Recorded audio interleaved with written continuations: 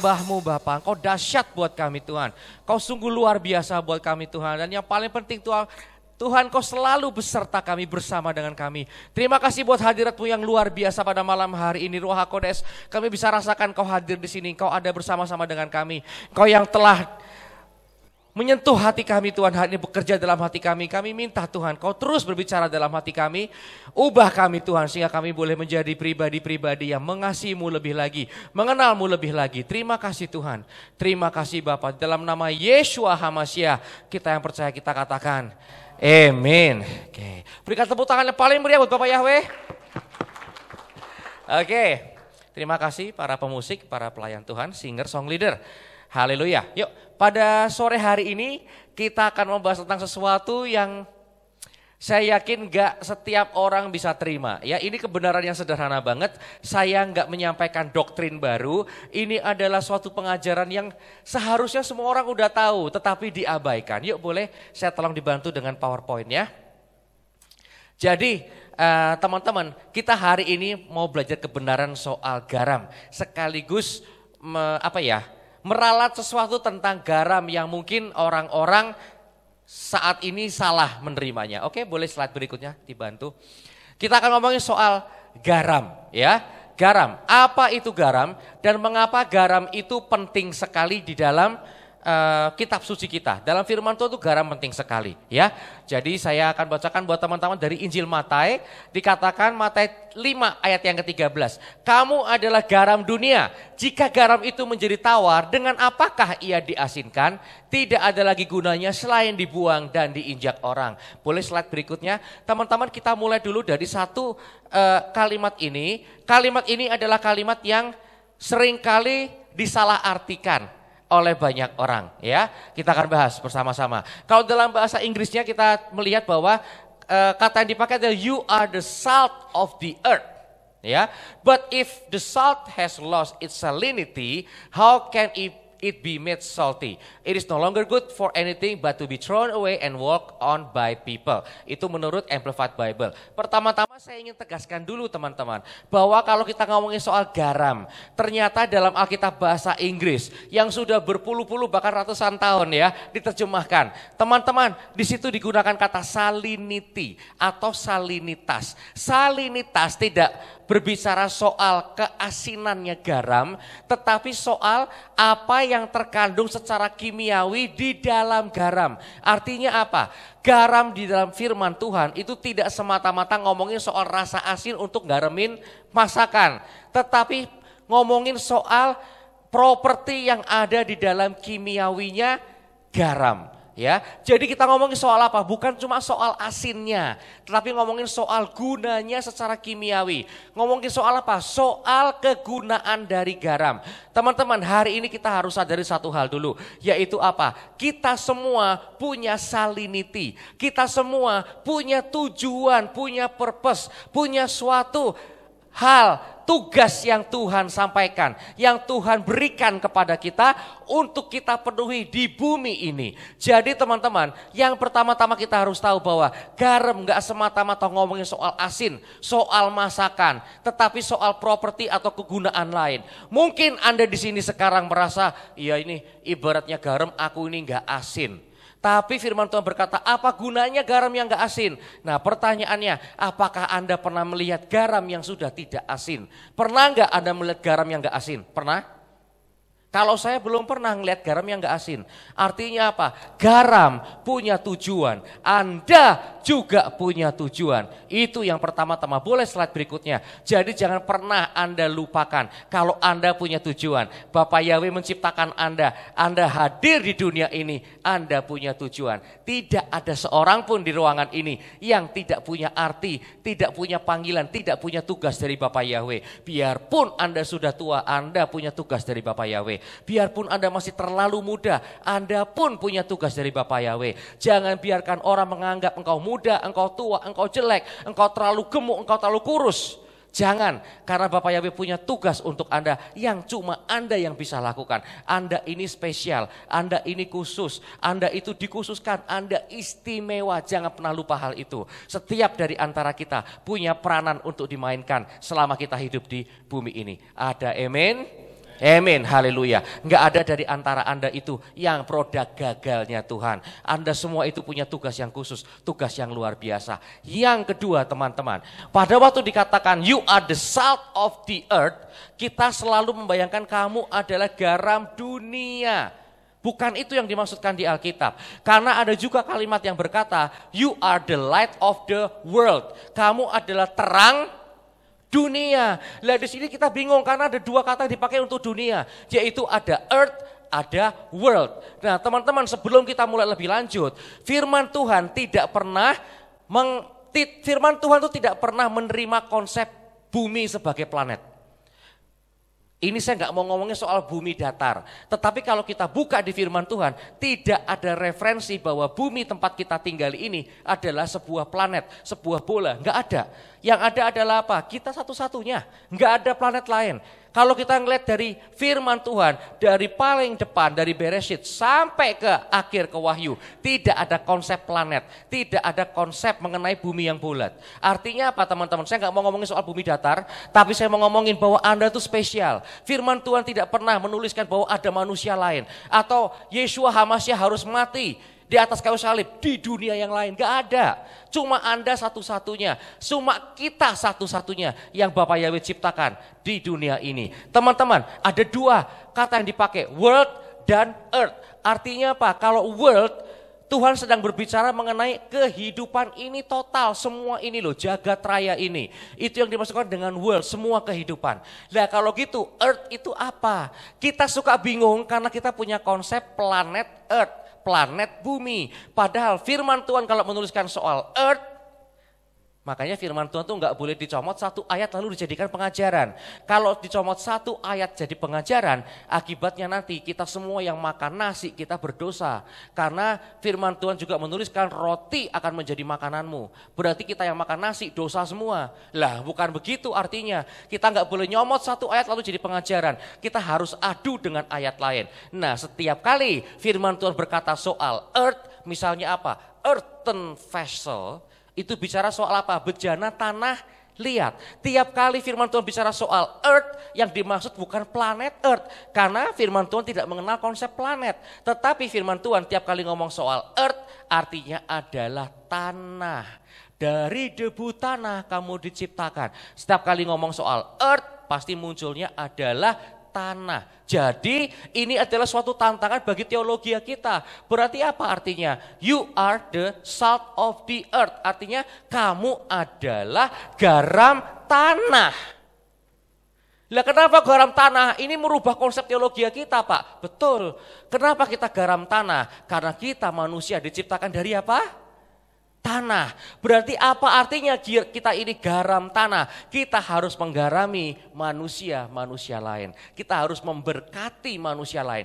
Itu artinya kamu adalah garam tanah. Jadi teman-teman GPF jangan lagi ada dari antara kita yang berkata kamu adalah garam dunia. Tapi kamu adalah garam tanah dan kamu adalah terang dunia. Paham ya teman-teman? Ini penting banget gak sih Pak? Enggak penting banget ya. Enggak penting banget, tapi yang penting Anda ngerti. Kalau kita ini bukan garam dunia, tapi garam tanah. Tugas kita adalah menggarami tanah-tanah lain, manusia-manusia lain. Yang firman Tuhan katakan kita diciptakan dari tanah. Paham? Yes, oke. Belum, ini bukan itu poin khotbahnya, itu nggak penting, sepintas lalu aja ya. Nah, tapi teman-teman kita harus tahu bahwa artinya itu bottom line-nya adalah poin yang paling bawah. Kita harus menggarami manusia lain. Boleh slide berikutnya. Jadi teman-teman kita melihat sekarang bahwa dikatakan juga apa gunanya garam yang nggak asin? Kecuali untuk dibuang, ya, dilempar orang lalu diinjak-injak orang. Kita akan bereskan satu hal dulu. Kalau manusia itu tidak menginjak-injak garam, berarti ada kesalahan yang diucapkan oleh Adonai Yeshua. Ada banyak orang berkata salah satu bukti bahwa Adonai Yeshua itu bukan Tuhan adalah karena gak ada orang yang nginjek-injek garam. Coba di sini ada ibu-ibu yang kalau marah garamnya dibuang keluar lalu diinjek-injek, ada? Itu kan Donald bebek. Kalau dia marah itu dia lompat-lompat gitu ya, lompat-lompat injek-injek tanah. Itu Donald bebek. Di sini ada ibu-ibu yang lempar tanah, ngelempar garam, kok tidak diinjek-injek garamnya? Kenapa? Enggak asin nih. Ada? Tidak ada. Berarti Adonai Yeshua salah dong. Masa ada garam yang dilempar ke tanah lalu diinjak-injak orang? Ya, ada enggak buktinya? Ada. Loh kok ada Pak? Iya, jadi yang namanya laut mati itu kan asin banget. Tetapi yang orang-orang gak tahu, kita di Indonesia gak tahu, laut mati itu bukan hanya asin tapi juga pahit. Kenapa pahit? Karena kandungan mineralnya sangat tinggi. Berarti bisa gak dibuat garam dapur? Gak bisa. Garam dapur dari laut mati kualitasnya sangat jelek karena pahit. Balik lagi, jangan lupa. Garam itu bukan bicara soal garami masakan, ngasinkan masakan, ya, tapi bicara soal salinity atau purpose-nya. Ada enggak guna dari garam yang dari Laut Mati. Ternyata ada bangsa Romawi kalau bikin jalan raya, salah satu yang dipakai campurannya adalah garam dari Laut Mati. Jadi apakah ada garam yang dibuang lalu diinjak-injak orang? Yes, ada. Yaitu jalan raya Trans Romawi. Itu memakai campuran dari garam. Nah sekarang Anda sadar ya, kalau Adonai Yeshua tidak salah. Ternyata garam juga dipakai untuk bikin jalan raya di zaman Romawi. Jadi Adonai Yeshua tidak salah sama sekali ya. Saya juga sepintas selalu aja ini untuk membuktikan, untuk membela apologetika. Membela bahwa yang dikatakan oleh Adonai Yeshua itu tidak ada yang salah. Ya, kita sudah pernah dengar dari Bapak Gembala senior kita, dari Reverend Yakub, bahwa nubuatan atau itu ya, apa tentang Yudas Iskariot, ya kan? Yang berkata, apakah itu aku Tuhan? Itu kan ya. Bukan aku ya Tuhan, itu kan ya. Bukan aku ya Tuhan, engkau telah mengatakannya. Loh, salah dong. Kita udah pernah bahas soal itu. Hari ini kita buktikan lagi bahwa ucapan Adonai Yeshua tidak salah. Memang betul ternyata garam dipakai untuk campuran membuat jalan raya. Jadi memang ada garam yang diinjak-injak orang. Yuk slide berikutnya. Oke, jadi teman-teman, apa guna garam? Ini saya mau ngasih Anda background, kenapa garam itu penting? Karena guna garam itu dahsyat luar biasa.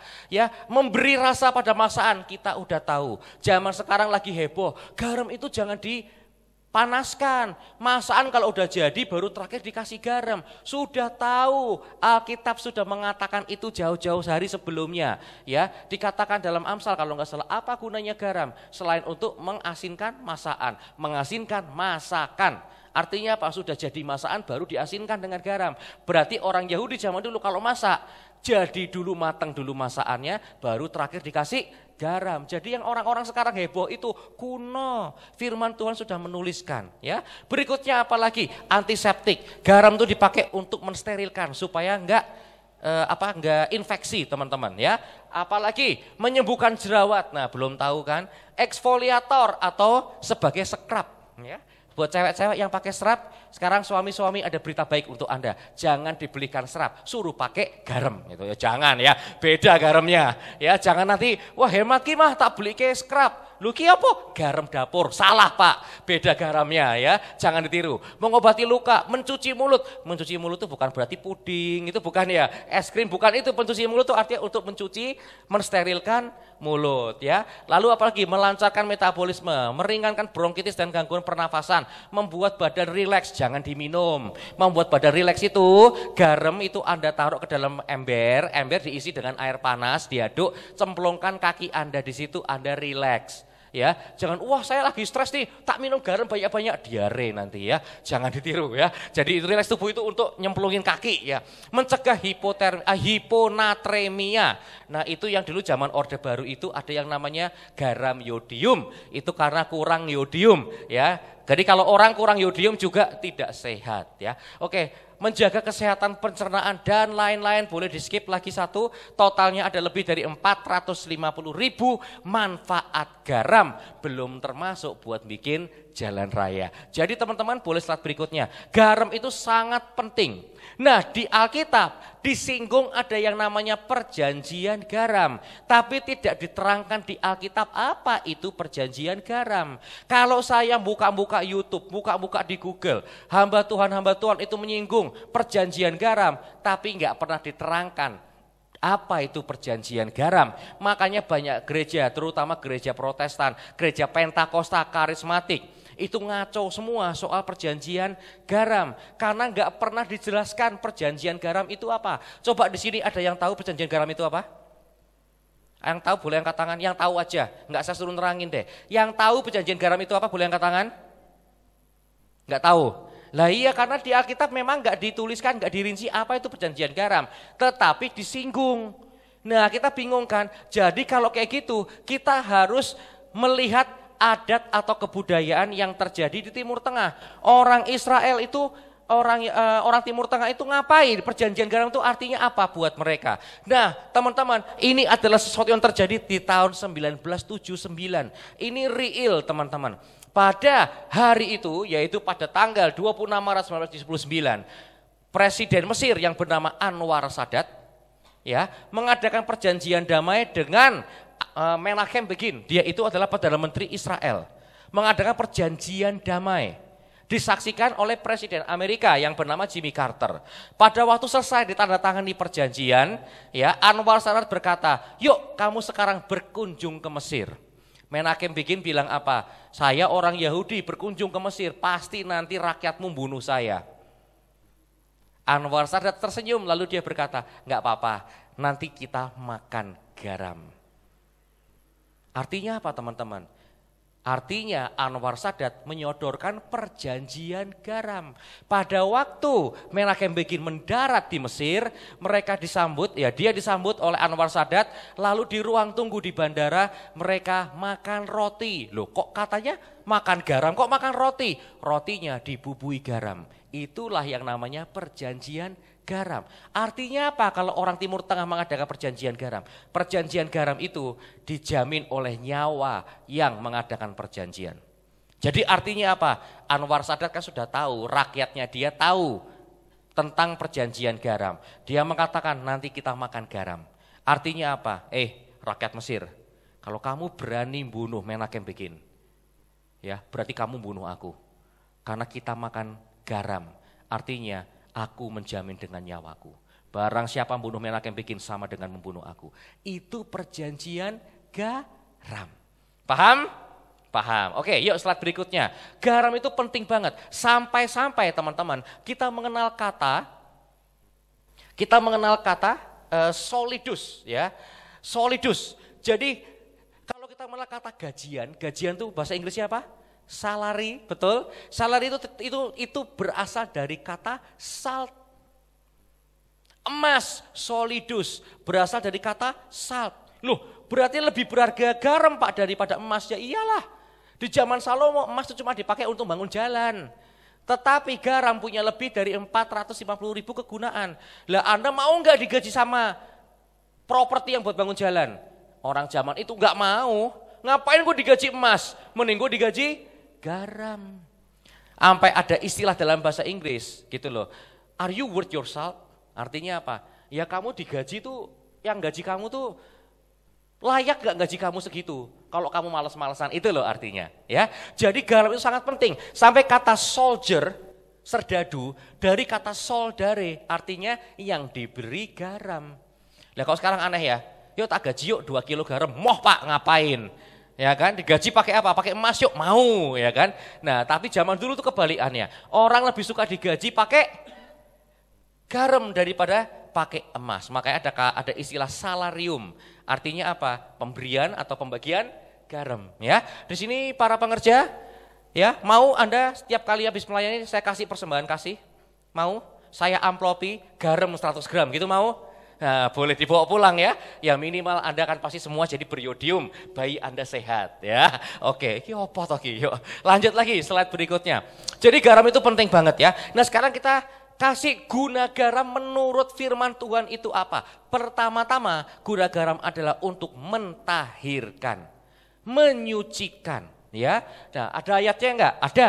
Dan ayatnya enggak boleh satu ya teman-teman. Saksi, Anda harus punya saksi. 2-3 saksi baru sah.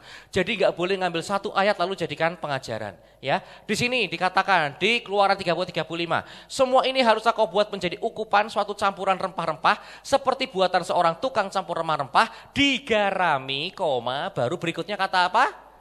Murni kudus. Jadi rempah-rempah itu ya rempah-rempah biasa. Begitu dikasih garam, baru Tuhan menganggapnya itu adalah kudus. Ya, ayat berikutnya ada, ini kan ada yang hitam-hitam itu ada tambahan, ayat-ayat tambahannya. Yuk berikutnya, teman-teman.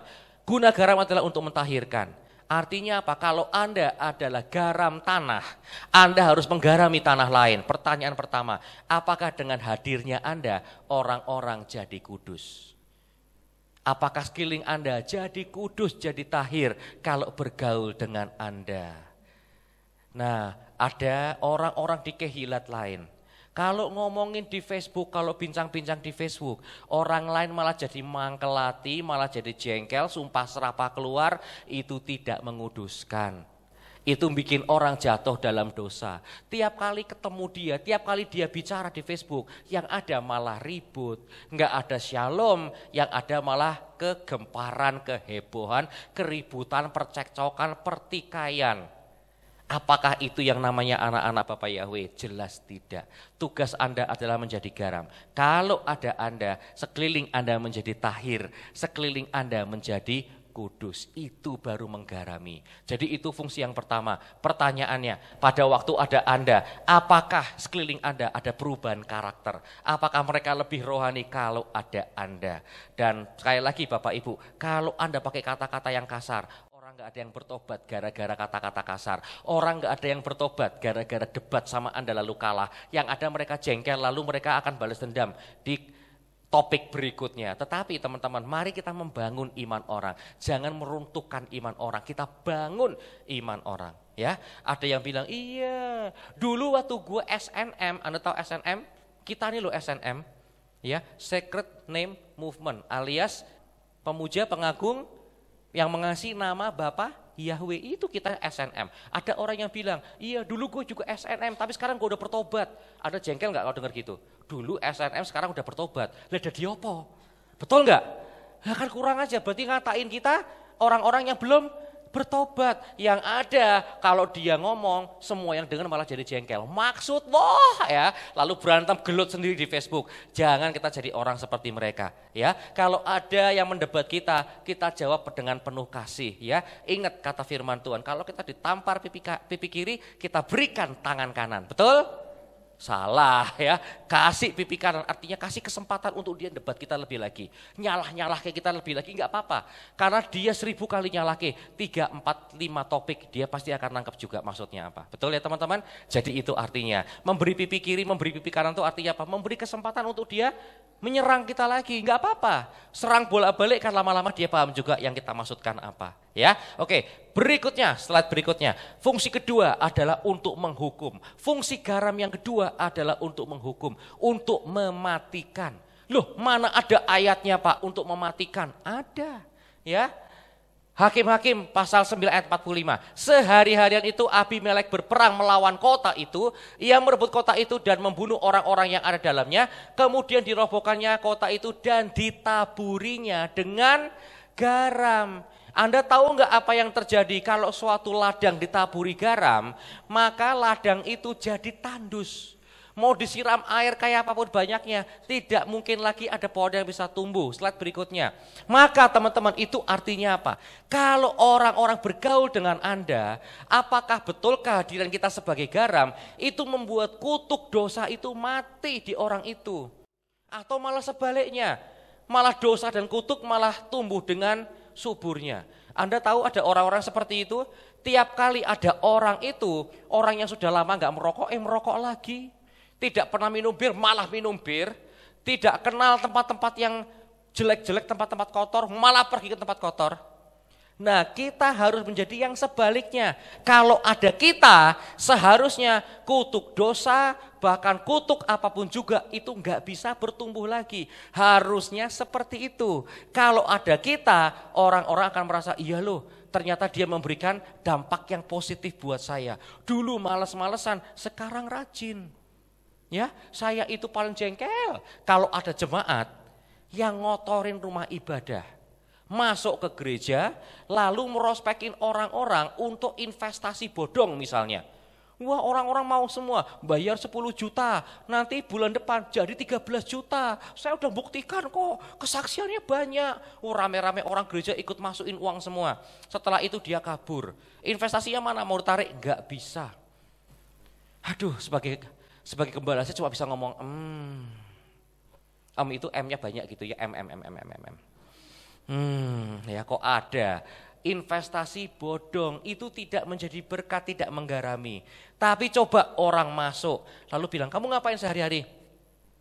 Lagi cari kerjaan nih, nunggu yang enak. Oh ya udah, sambil nyari kerjaan, sambil nunggu yang enak, yuk kita berbuat sesuatu yuk. Yuk kita dagang kecil-kecilan yuk. Yuk kita usaha yuk, enggak apa-apa nanti kamu udah bekerjaan kan isang tinggal. Yang penting sekarang berbuat sesuatu, do something. Jangan kita berpangku tangan. Amin enggak? Yo amin. Ya udah, senang saya. Kalau jemaat itu jadi tertarik lalu diberdayakan. Nah itu yang bagus kayak gitu. Yang dulunya seperti Pak Gembala Yakub bilang, ya kan? Tadinya apa? Ongkang kaki, bangun tidur, garuk-garuk, ya perut digaruk, bagian-bagian lain digaruk-garuk, terutama pantat gitu ya. Lalu nonton TV, siangan dikit, Bu, gorengannya mana Bu? Lah orang nyambet gawe, nggak ngasih apa uang sayur, minta gorengan. Ya udah dikurangin batu sama istrinya lama-lama ya, batu ditepungin terus digoreng gitu ya. Dikasih enggak, dikasih gorengan. Nah siang dikit makan siangnya mana Bu? Lah makan siangmu ya kan, udah dikasih sama ibunya sop royco, lah nggak ada daging, nggak ada lauk, nggak ada sayur, kasih sop royco, yang penting makan sama nasi, yang penting warak, gitu ya nggak kerasa suaminya. Lalu udah jam 2 jam 3 tidur siang, capek ngapain? Capek nungguin apa? Nungguin bola main ya. Setelah itu nonton TV, gitu lagi siklusnya berlanjut terus teman-teman. Kalau mereka kumpul, bayangkan lama-lama kayak apa? Istri tuh gak boleh kamu manjakan, buktinya aku tetap makan kok walaupun aku gak ngasih uang sayur. Lah itu kan namanya apa? Pengaruh yang negatif. Jangan sampai kita anak-anaknya Bapak Yahweh justru memberikan pengaruh yang negatif buat sekeliling kita. Harus pengaruh yang positif. Saya ingat waktu saya SMA, ada orang tuh yang kerjaannya tuh bikin kerepean kalau ulangan. Dia tuh bisa bikin apa? Kayak kriptografi, tahu? Nulis jawaban ujian itu kecil-kecil sekali. Wah mantep tenan itu. Kecil-kecil banget, pakai bungkus permen karet, pakai. Lah itu dia menggarami sesamanya lagi. Diajarin semua murid-murid lain. Bukan diajarin suruh belajar, tapi suruh bikin kerepean yang bagus. Ya, nah itu namanya negatif. Pada waktu dipanggil sama guru BK, kamu kenapa kok ngajarin teman-teman kamu bikin contekan semua tuh gimana maksudnya? Kamu apa enggak takut dosa? Oh tidak Bu, karena ada ayatnya Bu. Bagiku tidak ada yang haram. Oh gendeng. Dia pakai ucapannya Rasul Paulus, bagiku tidak ada yang haram. Artinya apa? Semua boleh. Lah itu kan ngaco teman-teman. Jadi harusnya kita tuh memberikan dampak yang positif. Kalau ada kita, dosa dan kutuk semuanya tidak bisa bertumbuh lagi. Harusnya itu. Yuk berikutnya. Yang ketiga adalah untuk menyiapkan korban. Dan tiap-tiap persembahanmu yang berupa korban sajian haruslah kau bubui garam. Janganlah kau lalaikan garam perjanjian Elohimu dari korban sajianmu. Beserta segala persembahanmu haruslah kau persembahkan garam. Itu dari kitab Imamat 2 ayat 13. Jadi teman-teman, garam itu dipakai untuk memberikan korban. Kok lucu ya Pak garam? Iya, Anda ingat di Injil dikatakan kalau kamu mempersembahkan korban, kamu ingat ada ganjalan pada sesamamu. Tinggalkan korbanmu, beresin dulu dengan sesamamu. Artinya apa? Kalau kita mempersembahkan korban bagi Tuhan, tapi kita enggak menjadi garam bagi sesama kita, percuma. Persembahanmu tidak akan diterima Bapak Yahweh. Ya, karena bagian dari mempersembahkan korban adalah dengan dikasih garam. Garammu belum. Hubunganmu dengan sesamamu itu belum beres. Oleh karena itu Bapak Ibu, jangan jangan pernah debat menjelaskan firman Tuhan di Facebook. Yang ada malah orang sakit hati, ngotot-ototan, berantem, lalu Anda tinggal datang ke sini pada waktu hari RF Sabat, lalu Anda mau mempersembahkan korban.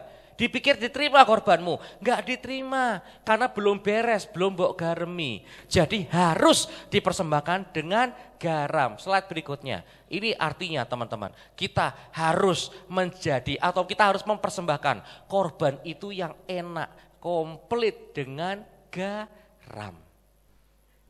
Komplit dengan garam, artinya apa? Kita mempersembahkan korban buat Bapak Yahweh, tetapi sesama kita pun kita garami. Jangan lupakan, apa tadi? Jangan lupakan perjanjian garam di setiap korban kita. Korban kita harus dibubui garam. Enggak ada gunanya Anda bisa berbahasa roh. Enggak ada gunanya Anda bisa bicara dalam bahasa malaikat-malaikat kalau Anda enggak menjadi berkat bagi orang lain. Itu kata Rabi Saul atau Rasul Paulus. Kita tiru Rasul Paulus, jadilah berkat bagi orang lain. Ya, saya ingat ada teman saya yang Instagramnya itu namanya Jadilah Berkat.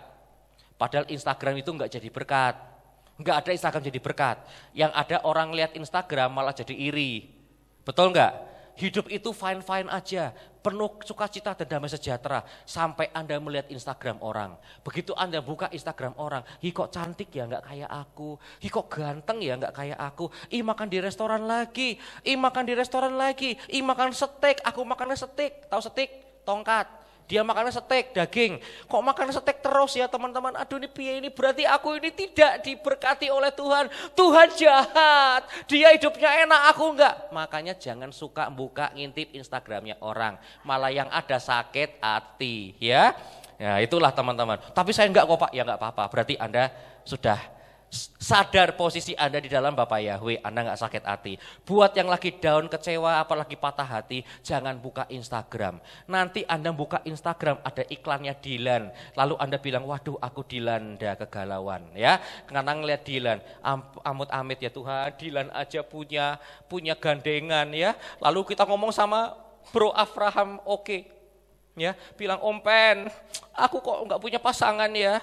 Lalu Om Pen mengutip ayat Alkitab, manusia diciptakan berpasang-pasangan. Kalau kamu nggak punya pasangan berarti kamu bukan manusia. Waduh, lebih down lagi ya, lebih down lagi. Ya jangan suka ngintip Instagramnya orang. Nanti yang ada Anda sakit hati. Kalau lagi berbahagia, diberkati, hidup baik-baik aja baru boleh lihat Instagram orang. Tapi kalau Anda lagi down jangan lihat Instagram orang, berbahaya. Ya, oke. Apalagi ngelihat mantanmu sudah fotoan di Instagramnya sahabatmu, itu rasanya berat. Sakitnya tuh di sini, betul?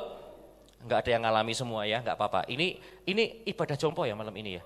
Oh pantas ya, enggak ada yang tahu semuanya. Enggak komen gitu ya, enggak nyambung sama gue. Oke, berikutnya, guyon ya. Yuk berikutnya teman-teman, karena setiap orang akan digarami dengan api. Garam memang baik, tapi jika garam itu menjadi hambar, dengan apakah kamu mengasinkannya? Hendaklah kamu selalu mempunyai garam dalam dirimu dan selalu hidup berdamai seorang dengan yang lain. Jadi ini pamungkasnya, garam itu artinya hidup menjadi berkat bagi manusia lain, bagi tanah lain. Bapak Ibu semuanya, khotbah hari ini saya tutup dengan satu kalimat, yaitu apa? Jadilah garam tanah. Jadilah garam bagi manusia lain. Ada amin? Mau kita tutup ibadah kita? Baru mulai kayaknya ya. Sedikit lagi ya. Tak overtime dikit ya. Oke, slide berikutnya. Nah itu tadi ya, laut mati itu garamnya kualitas rendah.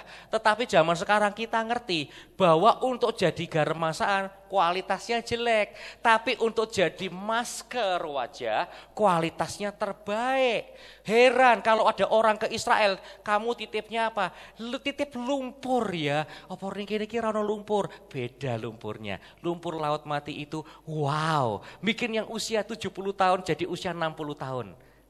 Kurang 10 tahun, lumayan toh.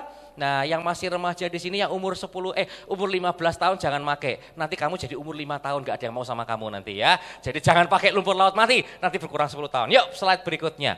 Teman-teman, sekarang saya akan ngomongin soal perjanjian garam. Supaya Anda tuh gak jadi orang Pantekosta, orang karismatik yang semua itu dihubung-hubungkan dengan roh kudus, dengan kuasa roh kudus. Semua juga oke, asal ada embel-embel roh kudus, semua jadi sah. Jangan, kita harus tahu kebenaran firman Tuhan. Yang Tuhan mau pulihkan sekarang adalah orang-orang yang tahu kebenaran firman, yang tahu dafar Elohim, sehingga roh kudus bisa bekerja lebih dahsyat lagi dalam hidup mereka. Yuk kita lihat, dalam Imamat 2 ayat 13 dikatakan, dan tiap-tiap persembahanmu yang berupa korban sajian haruslah kau bubui garam. Tadi kita udah baca. Jangan kau lalaikan garam perjanjian Elohimu dari korban sajianmu. Beserta segala persembahanmu haruslah kau persembahkan garam. Artinya apa? Semua korban untuk Bapak Yahweh harus diberi garam. Itu yang pertama. Paham? Tak ulangi lagi, semua persembahan untuk Bapak Yahweh harus dibubui garam. Tadi kita udah tahu artinya apa, kita harus jadi garam buat sesama kita. Percuma kita mempersembahkan buat Bapak Yahweh kalau hubungan kita dengan orang-orang lain berantakan, gak bagus. Slide berikutnya, yang pertama tadi ya, semua yang diberikan pada Bapak Yahweh, korban untuk Bapak Yahweh harus dibubui garam. Oke, slide berikutnya. Dari Bilangan 18 ayat 19. Segala persembahan khusus, yakni persembahan kudus, yang dipersembahkan orang Israel kepada Yahweh, aku berikan kepadamu dan kepada anak-anakmu laki-laki dan perempuan bersama-sama dengan engkau. Itulah suatu ketetapan untuk selama-lamanya, garis bawahi, itulah suatu perjanjian garam untuk selama-lamanya di hadapan Yahweh bagimu serta bagi keturunanmu. Nah ini janji Bapak Yahweh untuk siapa? Untuk orang Lewi, bukan untuk jemaah Israel. Tadi yang pertama, segala korban kita, segala milik Bapak Yahweh harus diapain? Harus digarami. Paham ya? Kedua, untuk orang Lewi, untuk para orang-orang yang melayani Tuhan, semua persembahan orang Israel, artinya segala milik Bapak Yahweh menjadi milikmu. Paham? Ini adalah suatu perjanjian garam. Tak ulangi lagi, semua korban untuk Bapak Yahweh yang diberikan oleh umat, semua harus dibubui garam. Betul? Dah, kita kasih Bapak Yahweh. Dikasihnya lewat siapa? Lewat orang Lewi, betul? Ya, oke. Orang Lewi terima, lalu Bapak Yahweh bilang, segala persembahan orang Israel yang sudah dibubui garam tadi, aku berikan kepadamu dan anak-anakmu dan keturunanmu. Jadi Bapak Yahweh bilang apa? Segala milikku adalah milikmu. Munya siapa? Orang Lewi, bukan jemaat ya. Orang Lewi. Siapa itu orang Lewi? Orang Lewi adalah orang-orang yang melayani Tuhan. Masalahnya sekarang Adonai Yeshua mengutip dari perjanjian lama dengan dikatakan apa? Tapi kamu adalah bangsa yang terpilih, imamat yang rajani. Siapa imamat yang rajani sekarang? Siapa? Siapa? Siapa imamat yang rajani? Zaman ini siapa? Yang keras ngomongnya. Siapa? Saya. Oke, tapi itu masalahnya. Banyak orang merasa aku imamat yang rajani. Tak tanyain. Senin kamu kemana? Selasa kamu kemana? Rabu kemana? Kamis, Jumat kamu kemana? RF Sabat pasti ke gereja. Minggu ke gereja. Hari lain kamu melayani siapa? Itu masalahnya. Apakah Anda melayani Tuhan sebagai imamat yang rajani setiap hari? Emang kenapa Pak? Ya kalau Senin sampai hari Sabtu melayani diri sendiri, belum imamat yang rajani. Kamu jemaat, kamu bangsa Israel, sudah. Tetapi kalau kamu, biarpun kamu bukan gembala muda, apalagi gembala tua, aku tolak dalam nama Yesus HaMashiach, amit-amit jangan sampai jadi gembala tua. Jelek tahu. Biarpun sudah gembala penuh, gembala tapi muda terus. Amin. Amin. Ya, teman-teman, walaupun Anda bukan penginjil, tetapi kalau Anda setiap hari motivasi Anda adalah menyenangkan hati Tuhan, Anda melayani Tuhan dalam apapun yang Anda kerjakan, maka baru Anda masuk, Anda adalah imamat yang rajani. Paham? Nah, teman-teman, kenapa saya menyampaikan ini? Karena ada sesuatu yang dahsyat luar biasa yang tidak diketahui atau tidak disadari oleh orang-orang lain. Yaitu apa? Orang merasa dirinya imamat yang rajani, padahal tidak melayani Bapak Yahweh. Itu belum imamat yang rajani. Itu baru jemaat. Tentu Anda diberkati, tapi berkatnya bukan berkat yang wow. Berkat yang wow itu apa? Berkat yang wow adalah pada waktu Bapak Yahweh berkata, segala milikku adalah milikmu. Pak, itu kan konsep perjanjian lama untuk orang Lewi. Di perjanjian baru kan tidak ada konsep kayak gitu. Yuk slide berikutnya. Slide berikutnya. Ini tentang perjanjian garam. Ya, Anda boleh catetin bahwa perjanjian garam itu biarpun nggak ditulis kapan waktunya, tetapi ada. Contohnya pada waktu Daud mau dikudeta, ada orang yang berkata, kamu tahu nggak, tahta Daud itu dikuatkan oleh perjanjian garam loh, hanya untuk Daud dan para keturunannya, anak-anaknya. Nah seperti itu ya, jadi artinya perjanjian garam itu ada, disinggung terus tapi nggak dijelaskan. Tapi artinya apa? Itu ada. Artinya kalau Tuhan mengadakan perjanjian garam dengan Daud, maka Tuhan itu menjamin dengan nyawanya Tuhan sendiri. Artinya kalau Tuhan berbohong dia mati. Pertanyaannya apakah Tuhan mungkin berbohong? Kedua, mungkinkah Tuhan mati? Nah itu. Jadi perjanjian garam itu antara Anda dengan Elohim Anda itu kekal abadi sampai selama-lamanya, tidak bisa dipatahkan, tidak bisa dihentikan. Itulah yang namanya perjanjian garam. Yuk lanjut lagi ayat berikutnya. Nah, Injil Lukas kisah mengenai anak yang hilang. Ada dua anak yang hilang, ya, sulung dengan bungsu. Yang hilang yang sulung atau yang bungsu? Yang hilang siapa? Betul, dua-duanya hilang. Yang satu hilangnya di luar kota, yang satu hilangnya di dalam rumah. Loh, buktinya apa kok hilang dalam rumah? Pada waktu si bungsu balik, ada pesta, si sulung gak tahu apa yang terjadi. Kalau namanya anak laki-laki sulung, kalau bungsu datang yang adain pesta atas nama bapaknya, itu yang sulung. Lah ini dia belai gak tahu apa-apa, kan dia lagi kerja Pak. Kerja pun kan komunikasi dong sama bapaknya, sama pegawai-pegawai bapaknya. Artinya dia itu hilang. Mungkin dia main sama teman-temannya, mungkin dia terhilang kemana, di dalam kota tapi terhilang. Yang bungsu terhilang tapi di luar kota, dua-duanya hilang. Jadi kalau kita kisah mengenai anak yang hilang, yang mana yang hilang? Dua-duanya hilang, sama seperti kita pun mungkin terhilang. Yuk mari kita baca. Pada waktu si sulung itu ngambek, gak mau masuk ke pesta. Ya, Anda tahu apa yang terjadi? Pesta jalan terus. Jadi buat Anda yang tidak mau terima kebenaran firman Tuhan, enggak apa-apa, Anda enggak terima, Anda enggak percaya enggak apa-apa. Tapi pesta jalan terus. Buat yang masuk ke pesta, dia enjoy, happy. Anda enggak mau enggak apa-apa, di luar rumah enggak apa-apa. Pesta jalan terus tanpa Anda. Yang berikutnya teman-teman, pada waktu sulung itu marah, ngambek, dia di luar enggak mau masuk ke dalam. Bapaknya yang keluar. Lalu si sulung bilang apa? Pak, anakmu yang itu ngabisin harta bendamu, dia pulang mbok kasih pesta.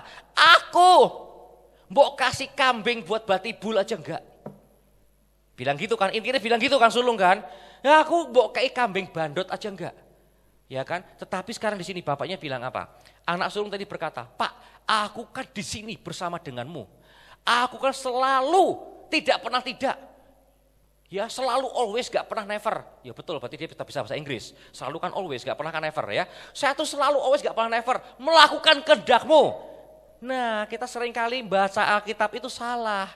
Kita bahasanya bapaknya berkata, "Nak," kerayu bapaknya. "Nak," ya kan?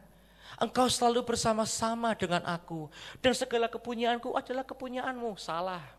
Saya yakin bapaknya ngamuk pada waktu itu. "Hei!